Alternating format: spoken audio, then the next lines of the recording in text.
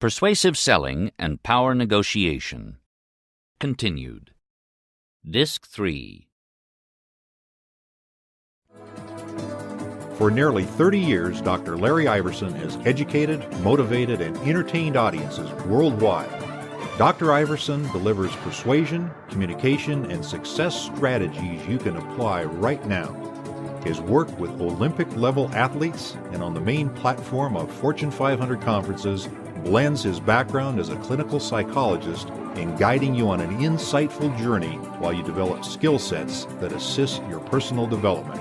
He masterfully assists you in gaining greater control of your mind and life. Here's Dr. Larry Iverson.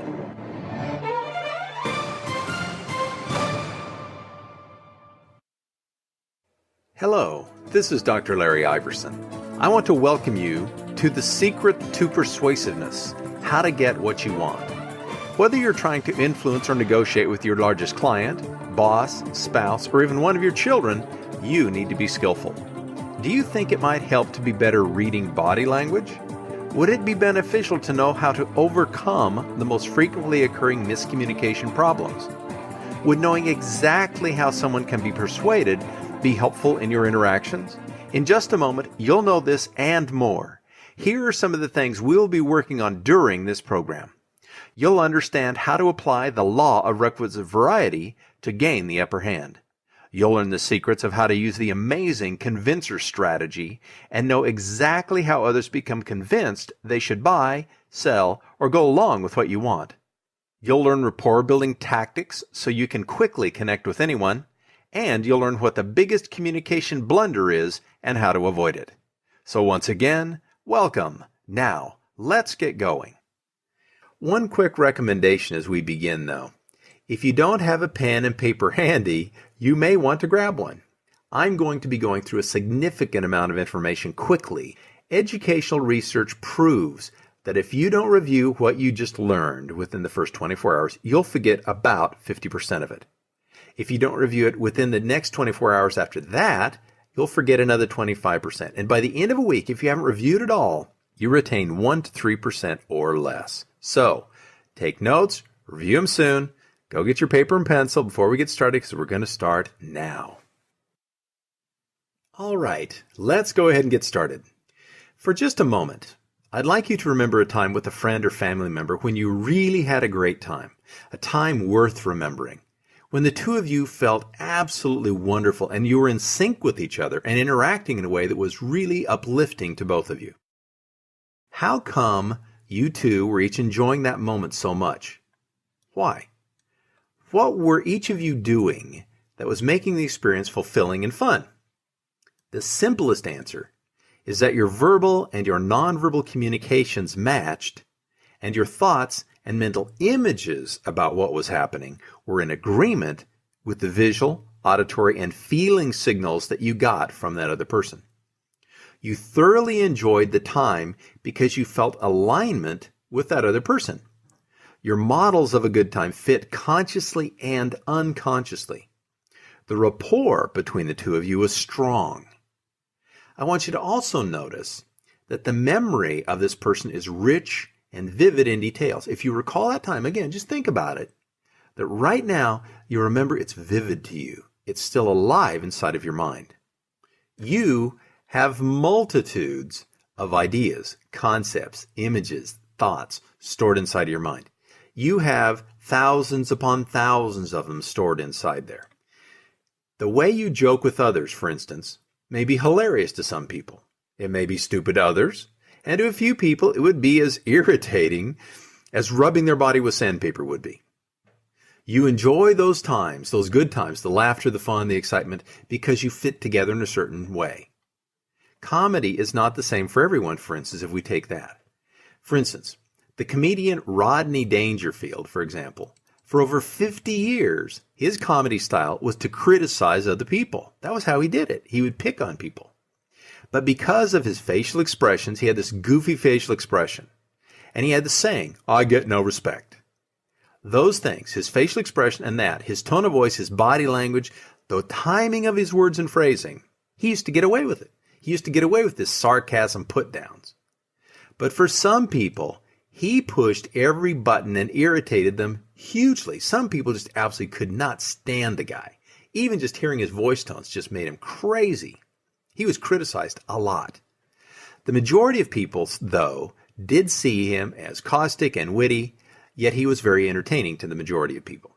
He didn't have to do his routine that way. He did many different things, but he really found a style that worked for him. He liked it. He chose the type of delivery, and he did it on purpose. And for the most part, it worked for the majority of people. There's a mathematical principle that I've talked about in the past, and you may have heard me bring up before. It's called the law of requisite variety. The law of requisite variety says, the element in a system with the most options, or the most flexibility, will control the system. The element in a system with the most options will control the system. For instance, if you think about a car, what is the most complex part of a car? What is also the part of the car that is most likely to break down or have trouble first? It's the engine, right? Why? The part of the machine with the most moving parts and the most complexity is the first and most likely place for it to break down. So normally the part of the vehicle that people have problems with first is the engine. That is the part that is most likely to break down first. In the law of requisite variety, the element in a system with the most options or the most ways it can break down or do something is the one that's going to control the system. In a car, that's the engine.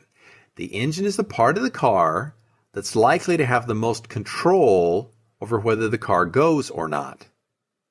Though you can have a brake or transmission problem, the brakes and transmission are not as complex overall as is the engine and are less likely to give you problems initially because they have fewer ways they can break down or ways they can fail. Brakes and transmissions have fewer options as to how they can break. With people, just like in a car, the part of the system with the most options will control the system.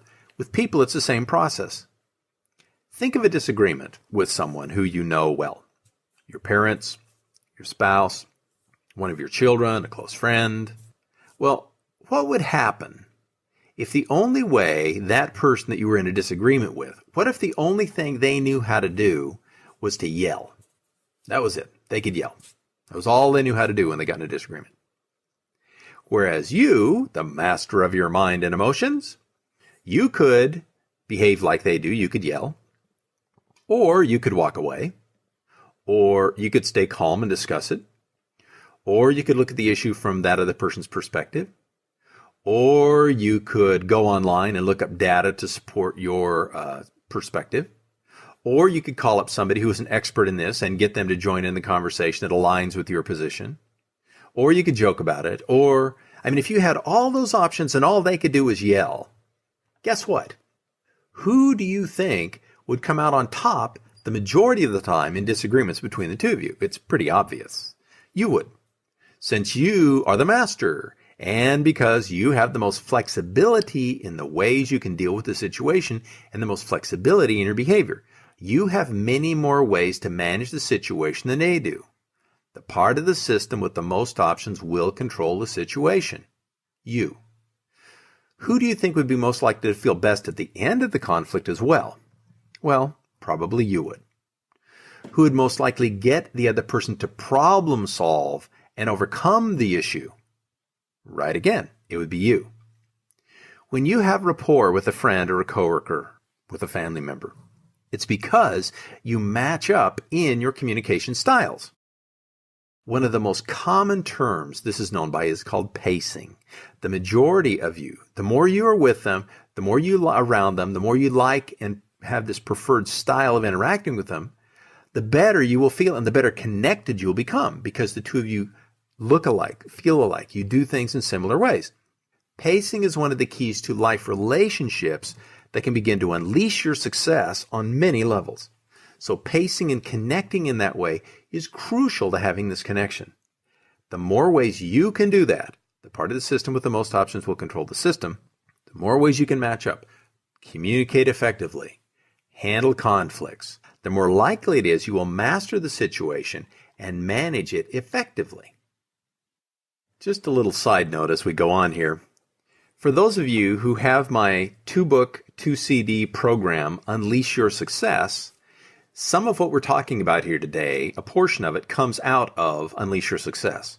So if you want to know more about it, in that program is a lot of what we're doing here in great detail. So look back at Unleash Your Success for those of you who have that program, and you can find much more detail about some of the pacing, convincers, and things we're discussing in here today.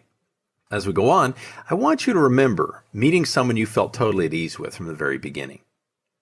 You've done that, right? You felt like you could talk to them about anything. It was relaxed. It was like being with an old friend, even though you just met them. How is that possible? Well, the two of you have a natural match in behaviors that are comfortable to the other person. You're communicating in a way that's easy for each of you to understand. You have rapport with his or her preferred style of getting and giving information. And if you contrast that experience with somebody who grates on your nerves, the same rules apply. Why does communication break down? It's because the signals that we're giving that normally work for us, all of a sudden, it's like they've changed. It's like bumping into a wall. See, instead of matching, now we're mismatching. So when you're comfortable with somebody getting along, it's because the signals match. When you're uncomfortable, somehow the signals have switched on you. When you are able to move, when you are able to be more flexible and comfortable with styles of communicating, you move beyond your habitual patterns of how you respond. You and the people around you will both win because of your flexibility. Mastery is about me managing me. If I want to get along better with people, I need to find more ways for me to interact with them in a way that they understand and is comfortable for them. You gain personal mastery. You will have overall better relationships, less conflict, and acquire friends and associates more easily when you can pace and match up to people. Some people do this kind of automatically, almost by accident. They learn more options for the behaviors they were growing up. It's the environment that they grew up in showed them how to do this more effectively. Answer this question. Do you think a pitcher in Major League Baseball only knows how to throw one kind of a pitch? Do you think? There's no way. They would never have made it to the big leagues if they did. The diversity of batters they face, the styles, the right-handers, the left-handers, cause a need to have many different styles of pitching a ball. They have to be able to match their pitching to the style that the batter is least likely to hit. The pitcher learns a great deal about each batter's style before ever throwing them a ball. The catchers have studied them in detail. It can give signals to the pitcher, reminding him of the types of batting styles that these people have and what not to throw or what to throw so that you can better match what the person is least likely to hit. This uses the principle of requisite variety to win the game. The part of the system with the most options, the pitcher, controls the situation. Flexibility is a key to having a successful interaction. Whether your desired outcome is to win a ball game, to build great communication in your relationships, to have many options for your behavior is essential for that working. You must be able to interact in a way that makes the other person most comfortable. Pacing others' communication is like a dance. You each take cues from the other person and you move together to do the dance. When you're really in sync, it's fun. It feels absolutely great. When the dance is forced or toes are getting stepped on, it's not so much fun. Tension builds, communication falls out of rhythm. There's a mismatch. You knowing better how to pace people, how to match with them is to your benefit. I mean, I brought up the analogy of dancing a moment ago. Well, if what you're trying to do is a country line dance and someone else is trying to do ballroom dancing, you're going to have a tough time. You got to either choose one or the other styles, right? And then do it and do it well. You like people who are most like you. That doesn't mean they have to be just like you, but think about your friends. You have commonalities with them, right? They're similar to you in some ways. When you share similar interests, values, communication styles, common goals, you feel a fit. No one wants to have disharmony. Would you rather have a disagreement with someone you don't care about, with someone you greatly respect or love? Well, obviously with somebody you don't care about at all, right? So the more you have rapport, the better it works. When you care about someone or you share a connection, you strive to keep that harmony between you. You want the relationship to stay on an even keel. You don't want to have conflicts. You want to do much more to avoid hassles with somebody that's important to you. You do that than you would with someone who isn't significant in your life. The phrase opposites attract may work really well for magnets, but it is absolutely untrue for people. How would you like to be around someone who disliked everything you liked? Oh, wouldn't that be fun? Through having little differences in personality traits or behavior, it can add positive qualities and it can be stimulating and exciting. But if there's too much difference, there's tension or even full-scale war. I mean, it's not fun to be with somebody who's continually confronting you, is it? If you say yes, they disagree and say no. You want to go play golf? They want to go to work. You want to watch TV? They feel like going for a walk. You want to go out to dinner? They want to just stay home and eat soup. You feel like reading a book? They insist on watching TV. I mean, come on, is that really fun? Success in nearly every endeavor is helped or harmed by your relationships with others. Pacing can be thought of as a process of matching. But if you were with someone who copied your every move, I mean just duplicated it exactly, you'd find it irritating. Did you ever have somebody do that to you? Have a kid mimic you? Or have a friend mimic you? Did you like that? Not even. If you're with someone who copies your every move, you would be irritated by them. But when your words, your expressions, your level of intensity, your body language, and postures are similar, your interaction feels comfortable and effortless communication occurs. Pacing another person is taking on some of these communication traits intentionally so you build rapport and connect with them. This is much different than waiting to see if the rapport can accidentally happen. You do things on purpose so that you fit with other people. Courses in listening are taught worldwide. A large part of being an effective listener is paying attention to how the other person is using their voice tone, their rate of speech, their body language, etc. Then you mirror or you pace their tones and behaviors. You behave in a way that's similar to them, not identical, but similar enough that it's comfortable to them. They understand it. They like it. It feels right to them. You match them. In Chapter 8 of Book 2 of Unleash Your Success, the title of the chapter is Move Beyond Accidental Living. In that chapter, I talk about psychology professor Dr. Albert Mehrabian at UCLA. Dr. Mehrabian made an assertion about communication that has proved to be absolutely true. He showed that the words themselves are only a small part of the communication. His research showed that when there's a disagreement between what people say and how they're acting, we believe their nonverbals and how they act over what they say every time. Dr. Mehrabian said that 55% of the messages we receive from other people are from their facial expressions, from their body posture, from their gestures, from the way they're dressed. 38% of the messages given is from the tone of their voice, the inflection, how fast they talk, the loudness, the rhythm, etc. And only 7% of the message comes from the words they say. This means that 93% of the message given and received from others is beyond the words themselves. Now, he proved this with only a plus or minus 3% statistical variance.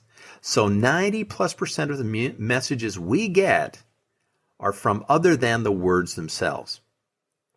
Dr. Mehrabian went on to say that there are times when the words can be 100% of the message. If somebody delivers something which is very emotionally charged, like if you get a phone call saying your best friend is in critical condition in a hospital, may not live, no matter how those words are said, the words themselves may have 100% of the emotional charge.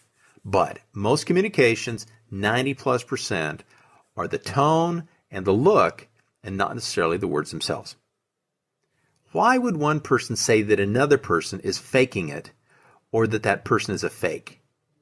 Usually it's because there's a disagreement between what the person is saying and the way that they're acting or their behavior. There's a mismatch in the communication signals that are being received, and the words don't align with the tone or the body messages given. It looks fake to us. When we receive conflicting signals, or when we give them to other people, the result is normally either confusion, distrust, or a break of connection. Remember, when it comes to a disagreement between the words and the nonverbal messages, the nonverbal message is believed first just about every time. Now, You can pace somebody on numerous levels to build or break rapport. You can pace what someone does with their eye movements, their facial expressions, the posture of their body, the way that they gesture, the words they use, the tone of their voice, the rate of speech, even their breathing patterns. You can pace emotional intensity, interest, values and beliefs, customs or habits. Pacing may determine well how much you fit with other people and whether you're interacting in a positive manner or not. Years ago, I was asked to go to a training for a leading Fortune 500 corporation. It was a Safeco Properties company. It was being led by Larry Wells, who was the CEO at the time. Larry and I became good friends over the years, but the first time that we met, I went in to see Larry. He was behind his desk. He was covered with papers. He was really busy. We had originally scheduled a 1-hour meeting to talk about training for all of his staff, all the executives, all the managers, all the supervisors, all the staff. Everyone was going to go through this multi-day training on team building, customer service, leadership, communication, on and on. And yet we're supposed to have an hour interview. I get in there, he said, "You got about 5 minutes. I'm really in a hurry. So what you got to say?" I mean, it was just, I couldn't believe it. He leaned back in his chair, folded his arms, kind of tipped his head down, looked at me, and just, I could see he was absolutely closed. Didn't want to stop what he was doing. Didn't want to waste his time talking to me. So I paced him. I matched him. I crossed my arms a little bit, folded my hands in my lap. I leaned back in my chair. I lowered my voice tones a bit. I brought my head down slightly, dropped my chin. And as we talked very briefly, I began to build rapport with him. There was nothing more I could do in that few minutes I had. I had to build rapport first. If I didn't get there, our message and our communication was going to be over. So I'm talking to him, just asking a few questions. He keeps glancing at his watch, sits back, arms folded. I got a couple signals from him that things were going better than they seemed. So if you're in sync with somebody, if you've paced well and you're in sync, if one of you changes the way you're behaving or acting or talking, the other person will follow. That's a rule. So I uncrossed my arms, didn't do a thing. He sat there, arms folded, looking over, down his nose at me, same voice tones, nothing. So I sat there for a moment, then I refolded my hands. We talked for a moment, and I began to ask him what he was passionate about there at work. And as he began to tell me that, he leaned forward slightly. And as he leaned forward a little bit, I leaned forward a little more. I uncrossed my arms. He uncrossed his arms. He leaned up a little more, leaned on his desk, and began to talk about what he really had passion for at the organization. After about 5 minutes of discussing this, he said, "Would you like a cup of coffee?" Sure. So he called his assistant.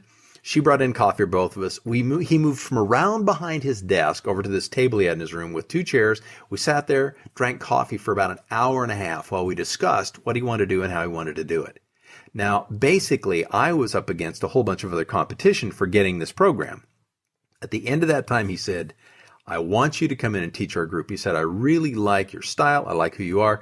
And I want you to teach me how you got me to take all this time to talk to you when I had so much to do. I was completely overwhelmed." He said, "I feel great. I've really enjoyed our conversation, got a lot of, but I want you to teach me how you just did what you did to convince me that you're the guy."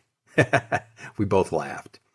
He and I were friends for many years until he passed away. We used to get together quite frequently, even after the training was long over, because it was skills of pacing and rapport that I did that helped build that connection between us. I wasn't doing something to trick him. Larry was a brilliant guy. I was just matching communication signals he was giving so that we fit together. And then I would change and lead him to a little more positive way, and he would follow me. And by doing that, we built that connection that allowed me to come in and do this training program that their firm really needed, and helped him build the organization more the way he wanted it. So pacing, leading, you got to match. Pacing determines how well you fit with other people when you're interacting with them. Use these skills effectively, and it makes a gigantic difference as to your personal effectiveness and the connections inside of your relationships. When I was in graduate school, I had a required course called the Skilled Helper. It was a year-long program. This class focused on counseling skills, building rapport, listening effectively, and using questioning skills. It was 3 hours, 3 days a week for a year. The first hour was a lecture on theory and skills in these areas. We do reading. We then discussed various theories and approaches to counseling. The second hour was the equivalent of a lab session. We broke into pairs and took turns working with these new skills with our partner for that day. It was a real-life therapy session during which we were to help our partner deal with some personal issue. You were the therapist for a half an hour, then you were a client for a half an hour, and you tried to truly work on something that perhaps could get in your way or manage something in your own life that you would like to deal with. Hour 3, we would get back together as a class and discuss what worked, what hadn't worked, how to do things differently, how to be more effective, and so on. If there was time, we would share what had changed for us also during that mini therapy session that we did. In many ways, this was probably one of the most beneficial courses I ever had in graduate school as a psychologist. From the standpoint of self-awareness, skill development, untouched by any other class I ever took. A significant awareness happened during that class. We had split up into pairs, and there was a blow-up that occurred. Across the room, there was this woman and this guy, two of my associates, two of my classmates, who were doing therapy. She was being the therapist, he was being the client. Just the whole room got still. This guy just screamed at this woman who was the therapist. He said, "If you don't wipe that smile off your face, I'm going to knock it off." At that moment, the entire room went dead silent. I mean, this guy was just bouncing off the walls, furious. What happened? When we later discussed this, it was rather funny. But the woman, the therapist who was working with him, believed that a good therapist had to always look happy. You had to be pleasant. You always had to smile. She spoke in very soothing voice tones, real calming, while she maintained this very relaxed, soothing type posture and facial expression. She was ignoring the concept of pacing or matching the communication. See, what had happened was that guy was trying to work on something which he was really upset about. Before he had come to class, about 4 hours before that, he had had a major argument with his wife. They had a blow-up, and he was just ticked. What happened was he was trying to deal with his anger, and this therapist was just being this sort of mamby-pamby thing. His comment about the therapist was, while I was trying to work out my feelings of frustration and anger, she just smirked at me the whole time. She was condescending in her voice tones. I could tell she thought what I was going through was funny. The therapist became really defensive, said, "I was just trying to be supportive. I didn't think it was funny. I thought if I could stay calm, be pleasant, he'd calm down too." Well, nice strategy, but her strategy might work, but not this time. He was so mad, he wanted to rip her lips off. He was absolutely furious because he felt like she was being condescending and she was grinning at him. Absolute mismatch. Pay attention. Think about it. Have you ever been angry and had somebody smile at you while you talked to them about what you were angry about? How did you feel? What if you were arguing and the person you were talking to just kept lightly blowing you off? "Oh, it's no big deal. Blah, blah, blah." Would you feel just a little bit discounted? Exactly what happened to that guy. Mismatching has a time and a place. But in the middle of something like this, where somebody is really angry, that's not the time. The therapist needed to match the intensity of his state without getting caught up in his anger. Pace the intensity, not the mood. Also, show that other person that you understand how important this is to them. When rapport is built and you have that connection, you can begin to build a higher level of intensity and understanding between the two of you. Then, if you as the person who's connected with them begin to calm down a bit, they will calm down too. First, you have to connect. You have to test this. Just like I did with the executive with Larry Wells, you have to do the same thing. Pacing the tonal sound rate of speech is an effective method to enhance rapport. How you use your voice helps create a connection with the listener. Remember Moravians, 55% of the communication is from what someone sees, 38% is from what they hear the sound of. Some sources indicate this may even be higher than that.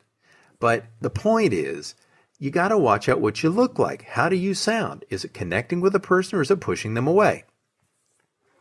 The rate of speech, the volume, the pitch, the variance, the rhythm, the clarity, the tone, the pauses in your speaking, the way you use your voice, how well you enunciate the words make a giant difference.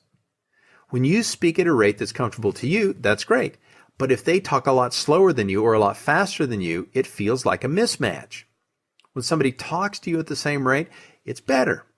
Hearing a voice similar to your own strikes a chord in your brain that says, see, we're similar. We need to be on top of our speech, our behavior, and if we have the knowledge and skills of pacing and using it in a professional fashion, then it's up to us to use these skills. If you're the one with the knowledge and abilities, then the ball is in your court for managing the relationship effectively. Be on top of your game, so to speak. Watch out, use effectively what you need to do. With that therapist, when she was just smiling at the guy all the time, it didn't match. Don't do that. Yeah, I know you're just trying to be friendly and show support. That's not necessarily the case. There's certain times it's not going to match up. So pay attention, do what fits, not just what seems like the right thing to do. Acting the opposite of them is not appropriate in many cases. Watch out, or you may, just like that therapist, be in trouble. One aspect of managing people is assisting them in making good decisions. We're going to talk about convincers. To begin, as I've been talking about, you have to be able to pace people. You have to speak in a way that makes sense to them, in a way that is comfortable for the interaction. You have to look a certain way so they're comfortable with the type of look you have, and that the look and the words match with the mood that's being given. You got to start there. Now, to move into discussing convincer strategies, first off, no one can convince anyone of anything. I'll repeat it. No one can convince anyone of anything. A salesman does not sell you. You sell you. They present things in a specific manner that makes sense to you. Because it makes sense to you and you've received the information you need in a way you need to hear it, you convince you to buy the car, to buy the boat, to buy the shoes, to go to dinner at a certain location, to attend a concert, to go on a date with someone, to get married, to accept a job, on and on. You convinced you to buy into those things. You did it. Not somebody else, you. You did this through thinking through a process called a convincer strategy. Your senses, your thinking patterns sell you and get you to believe certain things. How did you know the car you bought was the right car for you? What convinced you to go where you went on the last vacation that you went on? What convinced you to go see the last movie that you went to see? How do you become convinced that someone else is trustworthy? All of these things we do for ourselves. Someone else does not do that to us or for us. We do that for us or to us. Everything you get talked into doing, or everything that you decide to do, had to fit into your convincer pattern. If something doesn't fit into that convincer pattern, you don't buy, you don't volunteer, you don't take action. Once again, nobody can convince you of anything. You are the one that convinces you. Now, if you learn somebody else's formula for how they convince themselves, though, you can feed them information in a specific manner so that they convince themselves that what you offer is a good thing for them. This works extremely well for family members, coworkers, bosses, clients, and more. Now, you need to be ethical here. What I'm teaching you, this strategy, you could absolutely manipulate people with it if you felt like it. But I'm making an assumption here that you are an ethical human being and you are not going to use this inappropriately to manipulate other people. See, there's lots of manipulation goes on. Some is ethical, some is not. But what we want to do here is we want to use this in ways that can benefit us and benefit them both. You can't convince you of anything you don't want to be convinced of. You convince you or you don't convince you. Other people can't do that. But you can, again, you can feed people information in a specific way so that they convince themselves that what you offer is a good thing for them. So how do we convince ourselves? It is very subtle. Very subtle. And it's easy to use with yourself and with others So you rapidly get buy-in to doing what you want to do when you want to do it, and you get other people to see the advantage, the benefits, and the gains that they will have. This is really powerful stuff. Powerful stuff. Well, here are the 4 components to a convincer strategy. Authority, evidence, representational systems, they see it through, hear it through, touch it through, and patterning over time. Authority, evidence, representational systems, and patterning over time. So what I'm going to do is let's take them one at a time. I'll give you an example of how this works as I describe the pattern so that we can better walk our way through it. I want you to write this down. This is it. If you haven't been taking notes up to this point, which you should have been, now's the time to start. Okay? So, number 1, who or what is the convincing authority? Who or what is the convincing authority? To know this, to know who the authority is, you need to get the answer to this question. Write this down. How did you know you had picked a good blank? Question mark. How did you know you had picked a good blank? How did you know you'd picked a good car? How did you know you'd picked a good friend? How do you know you'd picked the good or right shoes? How did you know you picked the right date? How do you know that this is the job for you? How do you know that you picked a good thing? This is point 1, authority. There are 3 types of authority. There's internal authority, there's external authority, and there's data and statistics authority. Internal authority is called self-authority. External authority is called other authority. And data and statistics is called external information authority. Internal, external data. What is it that tells you this is a good, whatever it is? Car, job, shoes, date, bracelet, haircut. What is it that tells you that this is a good thing? What is the authority that does this? Is it you telling you that? Self means I tell me. When I go to this person and they cut my hair this way, that tells me when I look them in the mirror and I see this thing, that is a good haircut. Or if I am buying a pair of shoes and somebody else tells me, the external authority tells me, these are absolutely gorgeous shoes that look wonderful on you, then those are the appropriate shoes, the external authority. Or perhaps if I'm trying to make a decision about where I want to go on our next vacation, and I compare data and statistics of the cost of one place versus another versus airplane tickets, et cetera, I use data and statistics to help me make that. Then it's the external data that tells me. So is the level of authority me telling me, somebody else telling me, or I look up data and statistics which tells me this is a good, whatever it is. Recently, my wife and I bought a new car. What I was looking for in a car, or what I wanted in a car, is good looks. I want it to be solid and safe. I didn't want some flimsy little car. It needs to be comfortable. It needs to have power. And it needs to have an awesome sound system. Just a great stereo. So in these things, there were certain levels of authority that told me that.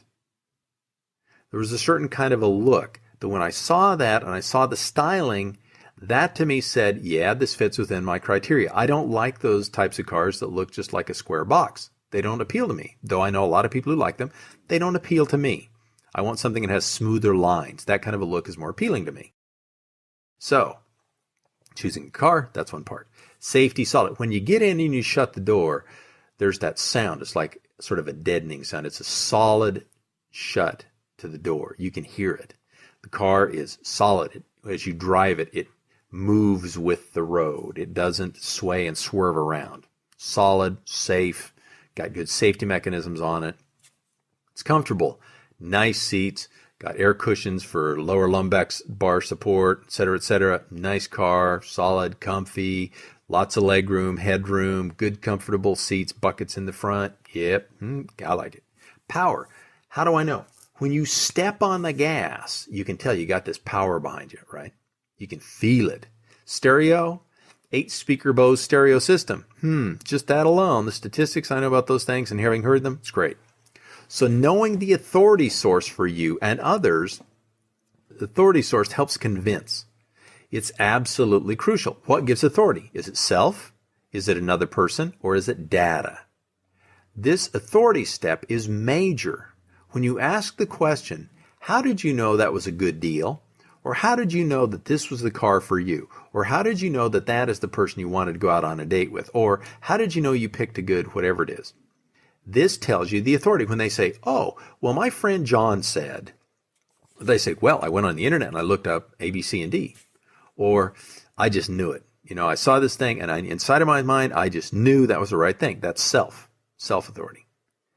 How did you know you picked this good thing? It tells you the authority. There may be more than one thing. So when you want to work with authority or you want to work with convincing, you need to know where the authority lies. Is it inside of them? Is it somebody external? Or is it data and statistics? So that's part one, authority. The second part is called criteria evidence or criterial evidence. This describes that this is a good deal or this is the right or best choice. This is described in see, hear, feel terms. How it looks to you, how it sounds to you, how it feels to you. The question you ask to find the evidence is, how do you know this person or product is or has blank? In other words, what's the evidence? How do you know this person or this product is or has blank? Is reliable, is fun, is safe, is whatever. How do you know this person or product has this quality, whatever this quality is? What this means is that you are seeing the evidence that you can see, hear, or feel. What is it that shows you, tells you, or gives you a feeling that this is true? It's a formula. It's like, by having this look, it means quality. By sounding like this, it means it's a good stereo. By having this style of a way of talking, it tells me this person is trustworthy. By having this manner of treating people, it tells me they're a good person. By having this equals that. How do you know this person or product is or has this quality? The evidence equals the quality. Having this look equals being trustworthy. Having this type of sound system, having a Bose sound system equals high quality, right? So how do you know this person is honest? How do you know this is a good car? How do you know that your client is close to buying? How do you know that your coworker is really a team player, etc.? You know it by this criterial evidence. For example, with a car, how do you know it has a great stereo? Well, I can see the 8 Bose speakers and I can see the stereo system with the Bose label on it. That means something. They make good stereo systems. They take pride in what they do. I can hear the quality of sound. No matter how soft or how loud the volume is, it's crisp, it's clear, it's good. Having this evidence, sight, sound, I can see the speakers, I can hear the sound, that equals good quality stereo. How do I know that this car has power? It's a see, hear, feel thing. Remember? I can see how the speed climbs when I step on it. I can see the speedometer go up.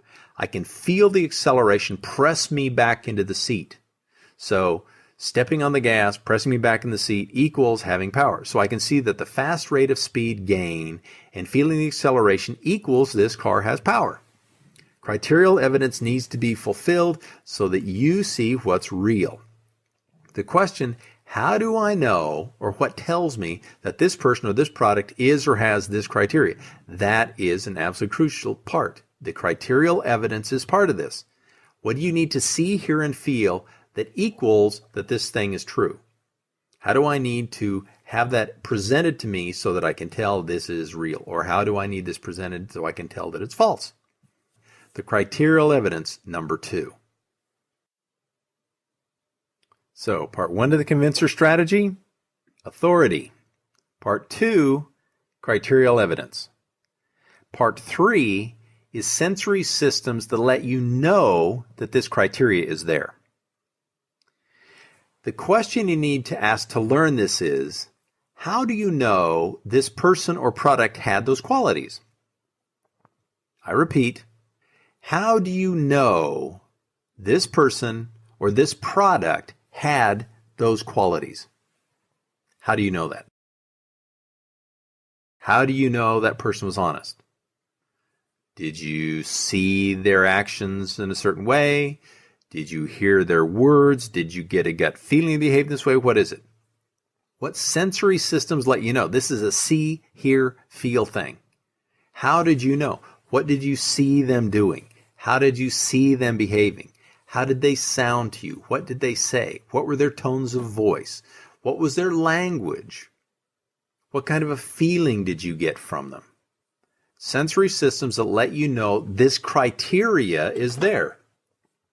If the criteria for the stereo is, it needs to look a certain way, it needs to have certain sights that I can see, and it needs to have a certain sound, then those are the criteria. How do I know that that stereo is? Because I can see it and I can hear it.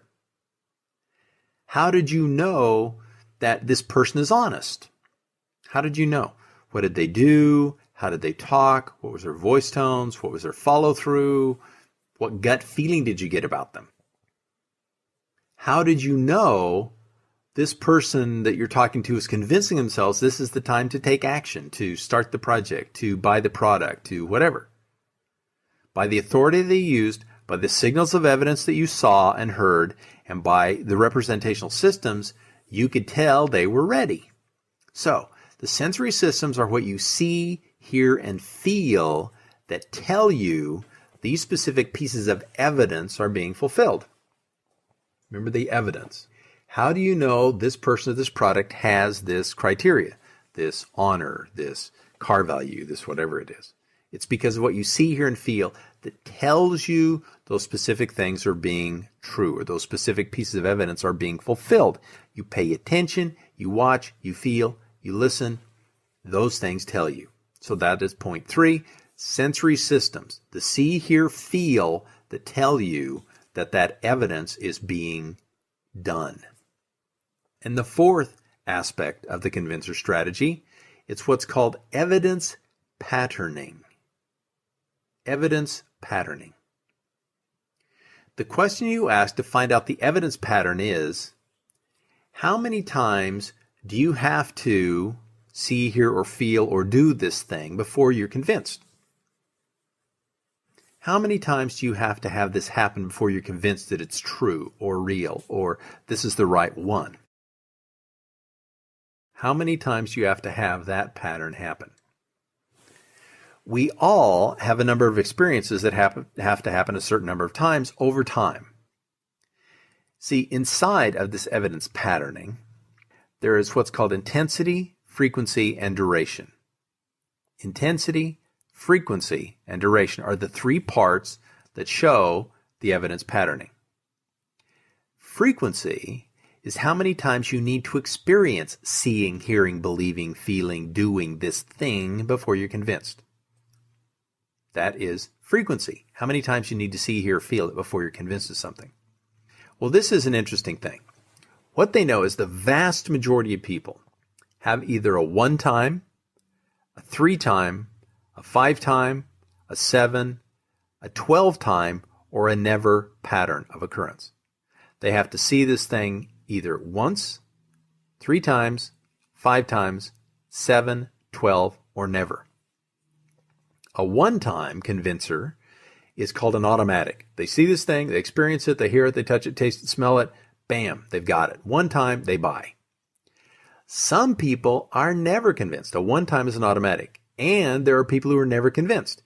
You'll ask them how many times you need to see this in order to be convinced, and they may answer with, well, I'm never totally convinced. I always worry it's going to break down. I have to continually check up on it because I'm not certain it'll ever exist. Very few people have a never. Over 85% of the people in the world have a 3 to 7 times patterning range. They need to see, hear, feel, touch, taste, or do whatever the thing is 3 to 7 times in order to feel convinced. So, what you need to do is find out the multiple criteria that they can experience 3 to 7 times. Then they don't necessarily have to go through the same thing exactly 7 times. It can be in the ballpark, but it's got to fit in their criteria. So, frequency of occurrence. Do you have to have something happen? Think about yourself. Think about yourself. How many times do you have to go online and read about something? How many times do you have to test drive that car before you're finally sold? 1, 2, 3, 5, 7, 12? What is it? What is your pattern? The second aspect of patterning is duration. How long does it last? Is this going to be a good thing for a day, a month, a year, 20 years? What is the duration? Can they depend on you to always follow through on problems? Will this car really go 100,000 miles without any hang-ups? Is this stereo reputable and it's going to be long-lasting with great sound? Duration. How long does it last? A day, a week, a month, a year, for the rest of your life? What is it? Duration is important. People need to know how long-lasting it is. How long will it take to fulfill that criteria? How long do you expect this to last? The third of the 3 aspects of evidence patterning is intensity. It's a great stereo, but does the quality of sound stay exceptional at low and high volumes? Yes. The car has power when you first take off. Does that have power when you kick it into passing gear, when you're trying to pass a truck on a 2-lane highway? Yes. What is the intensity of the sound? What is the intensity of the speed pickup of the car? What is the intensity of passion with which someone describes their new job? What is the passion and intensity you feel for the relationships you're in? So the third aspect of patterning is intensity. Duration, intensity, frequency of occurrence. The 3 evidence patterns. For anyone to become convinced of anything, they must fulfill all of these aspects of the convincer strategy. This is how you convince you about things. This is how other people convince them things. This is something you need to know if you want to help someone else become convinced of something. You need to know these things and fulfill these strategies, these criterias of convincing in order for them to feel convinced. This is how it works. This is how the right car. This is the right house. This is when your customer's ready to buy. This is how you know if you're taking the perfect vacation. This is how you know if this is the right time for you to take an action. Again, the steps to being convinced are the level of authority. The question asked is, how did you know you had picked a good, whatever it was? By yourself? By other people? By the data and statistics you got? Criterial evidence. The question you ask there is, how do you know this product is or has this criteria? How do you know it is or has this thing, that it's honorable, that it's long-lasting, that it's powerful, that it sounds good, that whatever?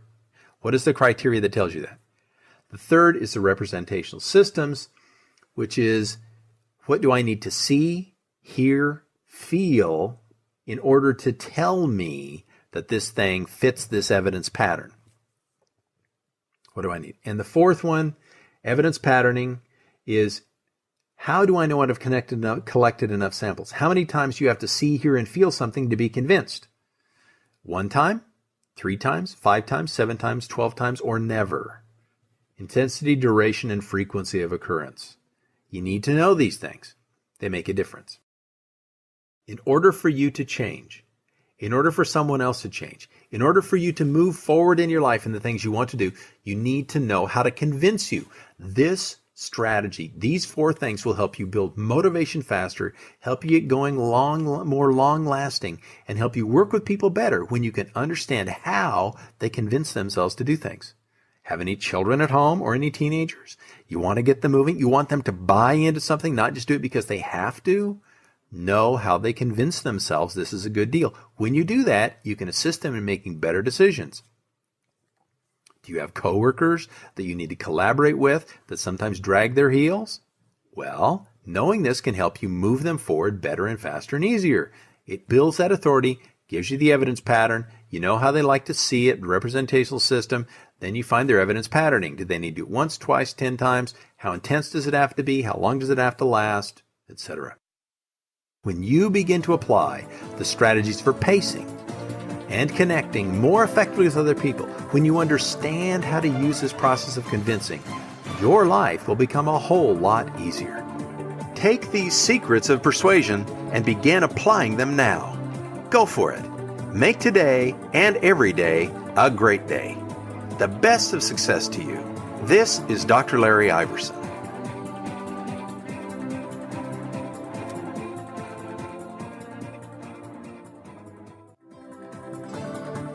If you would like to receive 20 free videos from Dr. Iverson on how to better manage your mind and build your success, just go to drlarryiverson.com where you can claim your free videos. Or if you would like to invite Dr. Larry to present a custom-tailored program to your organization or to know more about his products, go to drlarryiverson.com. You will also find free reports on numerous areas of personal and professional development.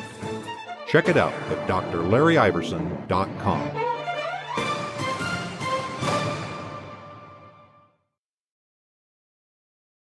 This book is continued on Disc 4.